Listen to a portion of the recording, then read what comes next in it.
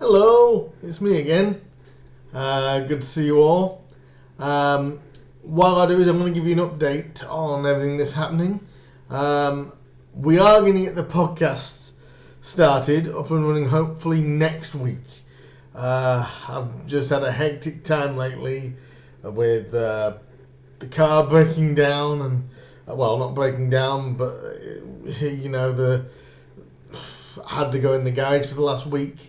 So I'm not in a car. I've been on and off the phone to sort of relevant people trying to sort this, that and the other out.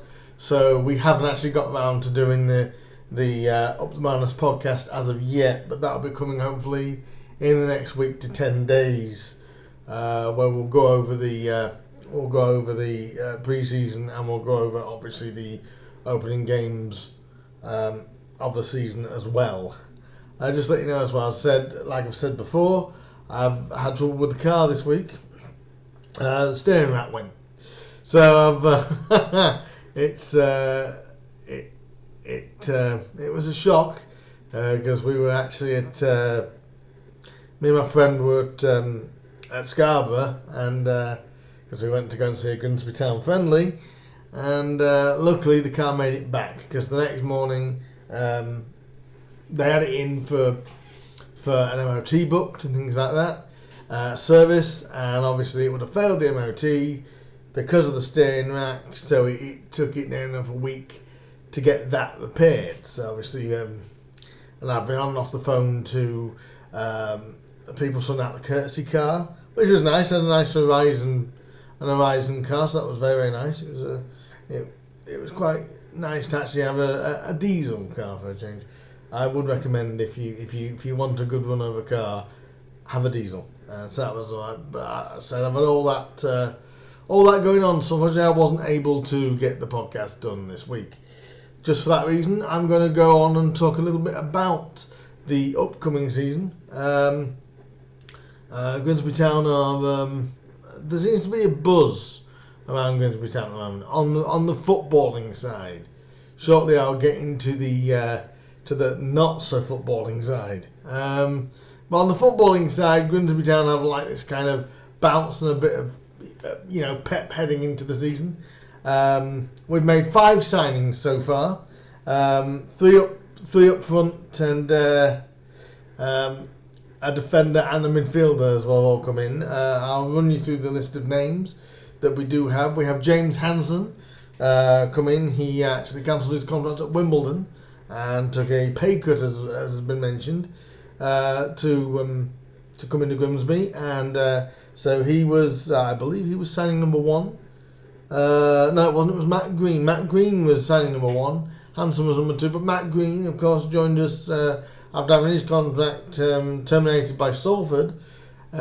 He's come in and he's signed a 2-year deal as well as Hansen, and you can already see in the games that I've seen those two play together, they do have an understanding. You've got the big guy up top in 6'4" Hansen, and you've got Matt Green, who will mop up anything that comes his way. So it's a very, very pleasing partnership. Hopefully Green and Hansen can cause a lot of issues for a lot of League 2 defences. Also, another signing in on the attacking front is, of course, the Nigerian striker Moses Ogbu, who joined us from Saudi Arabia. Al Ain, I believe, the team he signed from. He's a very, very tricky sort of winger come striker. He can play up there on his own. He has got the capabilities of being a handful again for defenders. We watched him during the pre-season friendly against Scarborough, which we went to, and he was dictating to his strike partner, which was Akeem Rose, where we should be and best places to be. And he's an unselfish player. If he sees one of his teammates in a better position than him, he'll lay it off for anybody who is there. Briefly, just about Grimsby's pre-season. It was pretty mixed, but we had some good results. We had obviously not some bad results. We went to, I believe it was four. I think it was 4 out of the 5 friendlies or 6 friendlies that we had. I think the only one that I actually missed was the trip at Grantham. We went to Gainsborough. Obviously, we went to Scarborough. We went to Boston in the Cup. And obviously I went to the Doncaster and Peterborough home friendlies. I did listen to the D3D4 podcast when and they're great people. I've actually been in communication with them. Hopefully going to do a couple of articles for them through the season. I was a bit underwhelmed by where they put Grimsby. They said Grimsby have finished 19th. I think that's being a bit underwhelming. My answer to that is, had you seen the 2 home friendlies when they were saying we were lacking creativity? I don't see that this year, and I'm not saying that because they're my team. I literally don't see that this year. I mean, if you saw the amount of chances we created against Peterborough, I think people will be very, very impressed. I think it's just it all knitting together. But I do respect the guys' opinions over at D3D4. I just thought they undervalued us just a little bit. I can see us probably around about 12th. 10th to 12th, I think you can see Grimsby in. Who knows? Even pushing into the top 7, who knows? You never know. But so it's been quite an active pre-season on the pitch, but it's also been active off it. Obviously, we've had this sort of turmoil now with the safety officer and what's come out in the press in regards to hooliganism and things like that. And now it's kind of like maybe a witch hunt sort of thing. I think people, my take on it all is I was actually at the game that's been spoke about, and it isn't good what's happened. And I think what was said in the press has just escalated things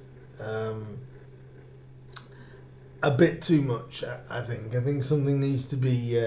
I think inwardly, I'm sure the club will address it and go on its own way. I'm not happy with what's happening or been said at the club, but I think what we have to do as supporters now, though, is forget all that.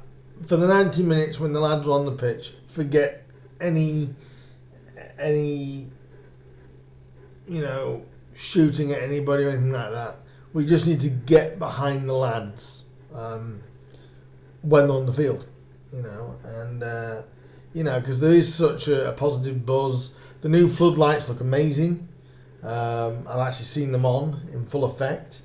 Talk about the term blinded by the light. At times I think a few people were. But I tell you, that they're quality floodlights.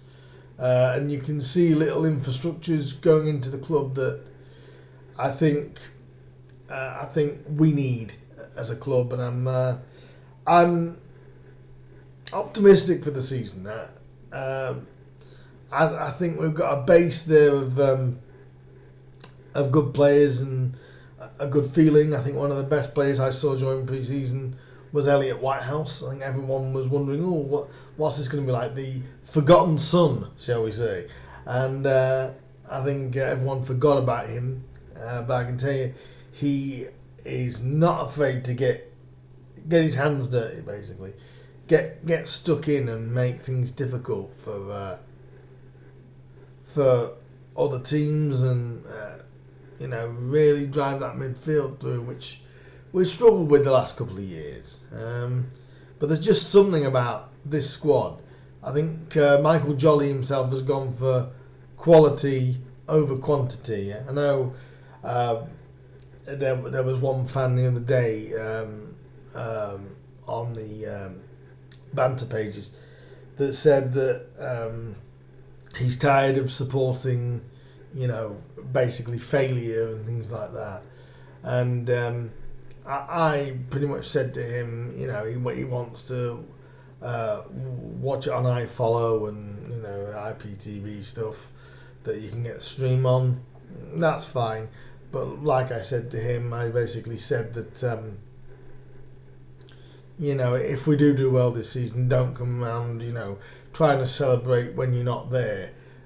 Things like that, and iFollow and IPTV and things like that people do get the games from. That's for people that can't get there, that can't get, that for some reason, whether it be work commitments or something like that, they can't get there. If you are not willing to go to a game off your own choice, if you can't get there, that's absolutely fine. I think I've been at times a little bit harsh for people when they can't physically get, and for anybody that I've said that to, I do apologise. It's like there'll be a couple of games this season which I'll be using iFollow, but it won't be because I'm not happy if the team aren't doing well. It's because I just cannot get there. Some of the night games may be impossible to get to, like the Colchester trip is on a Tuesday night. The Salford trip is a maybe, so we don't know. But having iFollow there is going to be good for me because I'm going to be able to watch it. But I'm not going because I don't want to. I'm going because I physically and personally can't. So things like that, IPTV and things like that, or iFollow if you are bored and you're on a board Mariner and you want to support that, go for it and enjoy. But I would always say to any Grimsby Town fan that watches this, or football fan, do not be afraid to support your local football team, and also get down to Blundell Park. Let's show the boys this season that we're behind you. Guess what? We're going to lose games during the season. That will happen. But we lost to Peterborough at the weekend, and I'll tell you something. I've never been so impressed with a loss. I didn't feel bad when we lost that because the 2 goals that they scored was Mo Isa. What an amazing shot that was. Maka had absolutely no chance with it. And the second goal was Suriki Dembele. And obviously we've got the pass with Suriki, but you can't fault what he did there. Absolutely no chance for the goalkeeper, or the defenders for that matter, but we look really organised this year. That's one thing that I will give Michael Jolly. I think he's organised, trying to get the team organised to sort of say, right, this is how we'll defend and this is how we'll go forward. One thing that I think is also impressive is everyone in the past has been knocking back the long ball. I've looked at Notts County's. I've looked at Grimsby Town's long ball this season, and it's not a hoofing long ball. It's a long ball with a purpose. There's a reason behind the long ball. They're not just aiming it somewhere. They've got someone to aim it to, but they are starting to vary as though where they're spreading it, where they're putting the long ball. They're not just playing the long ball to play it. So I think, big kudos to Michael Jolly there. And the defence do look organised. They do seem to know, where the roles is and where the roles aren't. So, all being well, it should be a good season for the Mighty Mariners. I'll just give you a quick preview of the Morecambe game coming up tomorrow afternoon. I'll be travelling alongside my friend to the Morecambe game. What a tricky start that is. Everyone does write Morecambe off, and to be honest, I think Jim Bentley, who is manager of Morecambe, he works absolute miracles. I mean, our fans complain about us sometimes having a string budget. Well, I think he's got a budget of like a gnat's wing. And I think what Jim Bentley is able to do at Morecambe is phenomenal. Literally phenomenal. I think it could be one of the toughest, well it is, I believe, one of the toughest trips for an opening day that you could have made. I mean, obviously they've had good players in the past. Obviously they had our former player Zach Mills last year, who this summer has made the move to Oldham. But one of Jim Bentley's strengths is always finding that little gem. He's always able to find one or two little gems that are able to sustain Morecambe in the Football League. And he just has this knack, Jim, that I think a lot of managers really do admire, especially in the lower level. Do admire that he works on next to nothing, and even though for a lot of teams, surviving relegation, it's like a big deal because nobody wants to go through that. But Morecambe always seem to manage it. I myself have got them down to go down. I haven't got them to go down this year, actually. But I think they will struggle again. But knowing Jim, he'll weave his magic. What we know about team news is we know that Harry Cardwell will be missing from the game. I think he's really the only major injury problem. He's the one that definitely will miss out. Charles Vernham may get in, but I think he's missing as well, Charles. So, Charles will be back in contention. It's Liam Gibson that will miss out for Michael Jolly's side. I think Liam looks impressive. Apparently he's got an abductor problem in his abdomen. So hopefully that gets cleared up and he should be okay for the Bradford game next Saturday. I think we're either going to go 5-3-2, but I think we're probably going to more go 4-3-3. And I think I believe that I've got a feeling the midfield three is going to be Whitehouse, Clifton, and Hessenthaler. I think the back four, Pollock's got a good chance of getting in there. I think you definitely see Oman again. I mean, Oman is just an absolute beast, as they call him. He's a beast at the back. No one really wants to cause him any trouble. But I think Grimsby's got a good chance in this one. I think Grimsby. I can't see them not starting out Boo Hansen and Green up top. And I think if they can get the understanding going and show what they've sort of tried to show during pre-season, it could be a long afternoon for Morecambe's defenders. For Morecambe, I think you've got to appreciate Kevin Ellison. He's coming in for his 22nd league season, professional league season, and he's always a danger. Whenever Kevin Allison's on the pitch, even though he's 40 years old now, don't let that fool you. He may not score as regular as he used to, but he's always there. He's like that little annoying itch that won't go away sometimes. That's Kevin Allison for me. So I'm going to give you a score prediction. I'm going to go for. I'm gonna say 2-0 to Town. I think Grimsby are going to win this one 2-0, like we did on the opening day in 2016. My take on it, though, a win's a win.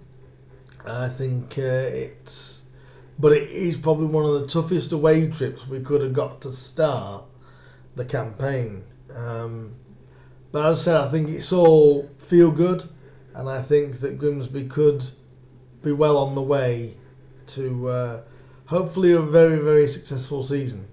Hopefully promotion, but if we want to look at it realistically, I would take top 10. I think top 10 in this league is achievable. Newport did it last year when they squeaked in the playoffs and very nearly made League One. So there's nothing saying Grimsby can't do that, because I think it's going to be a very, very tough season for everybody in League Two. One fun thing I'll just touch on is the 4 teams that's come down. Apologies, the 4 teams that's come down. I don't see any of them really being major contenders. I think the one that could be out of any of them that could be a major contender is Plymouth. I think Plymouth could be out of the ones that came down, could really be Plymouth and Bradford are the main 2. I think that could really be contenders to go up. I think my favourite for the league, though, I'm going to stick my neck out already and say Mansfield. I think they are. To me, I mean, they've just signed Andy Cook from Mariner himself. I think we're probably with the money they've got behind them, and also the disappointment of missing out on the final day with automatic promotion to have to go into the playoffs and miss out there by losing to Newport. I think that'll sting. So I think Mansfield may win the league, but I don't know any of the positions. I couldn't even gamble, really a legitimate guess as to who's going to end up where. But Plymouth are my favourites out of the teams that's come down.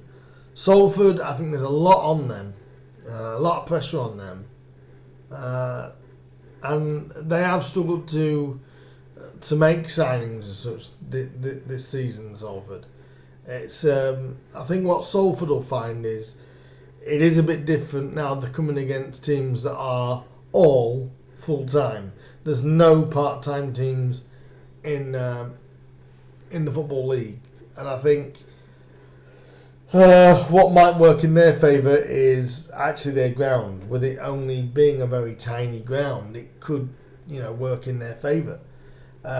It's not been an easy trip, but I wouldn't want to put that pressure on them to say they've got to go for the title again. I don't see them winning it, but you never know in football, as they say. But Grimsby down against Morecambe, as I believe will win 2-0. Get your predictions into me down below. What do you think it'll be? Do you think Grimsby will start off with a winning start, or do you think Morecambe could spring a surprise? Is there any game during the season that you're looking forward to? And is there any player that which one out of the 5 players that Town have signed, which do you think is the best one? Who are you most looking forward to watching? But that is my little pre-season preview and a little preview toward Morecambe coming up this Saturday. As I said, the podcast will be up and running in the next week or so. Now everything's started to settle down. So that is my little preview for Morecambe. I do hope you enjoyed it. I hope you comment, like and subscribe to my channel. I'll be back next week with a little preview upwards towards the Bradford game. Hopefully by then we will also have the first podcast up sometime in the next week or so. So that's about it from me. I shall see you soon, hopefully with another preview of the Bradford game. Up until then, up the Mariners. Enjoy your football. It's back. All the football's back. It starts tonight with Middlesbrough against Luton. So enjoy your football. Enjoy the season. We do hope you look forward to it. And I will see you soon. Ta-da for now, guys. TTFN. Ta-da. Bye.